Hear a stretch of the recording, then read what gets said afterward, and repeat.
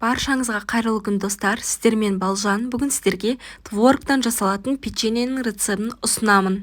Ол үшін бізге ұн, кокосовый стружка, шекер, творог, бөлме температурасындағы сары май және разрыхитель қажет болады.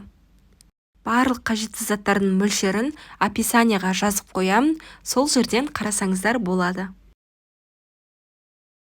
Алдымен қамырын дайындап аламыз.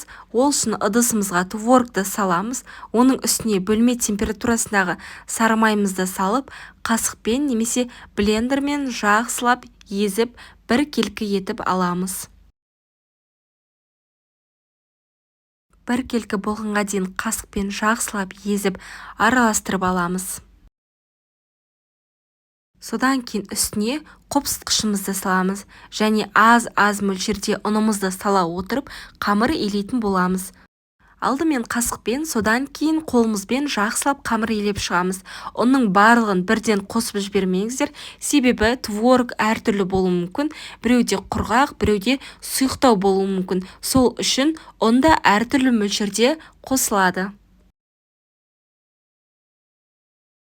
Орташа қылып қамыр илейміз. Қамырымыз қатты болмауы да керек және жұмсақ болып та кетпеу керек.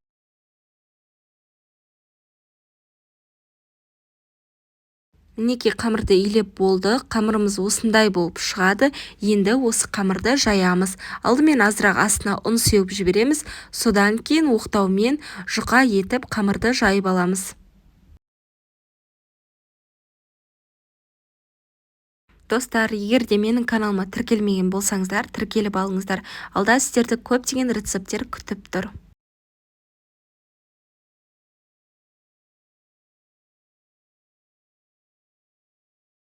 Қамырымызды жайып болып қалдық. Енді шет-шетін бір келкі ету үшін осылай пышақпен кесіп алсаңыздар болады. Бұл артылған жан-жағындағы бөліктерін қайтадан домалақтап алып, қайтадан жайып осылай жасаймыз. Енді қамырымыздың үстіне алдымен шекерімізді сеуіп шығамыз.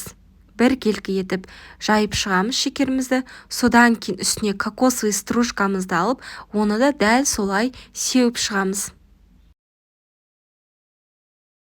Сеуіп болғаннан кейін бір шетінен бастап осылай домалақтап орап шығамыз. Осылай ортасына дейін орап шығамыз. Ортасына дейін орап шығамыз. Қалың қылыпта орап жібермеңіздер, әйтпесе ортасы піспей қалуы мүмкін. Қалған бөліктерді де дәл осылай орап шығамыз. Енді печеньелерімізді осылай кіші бөлшектерге бөліп шығамыз. Содан кейін табамыздың үстіне пергамент қағазын төсеп, печеньелерімізді орналастырып шығамыз.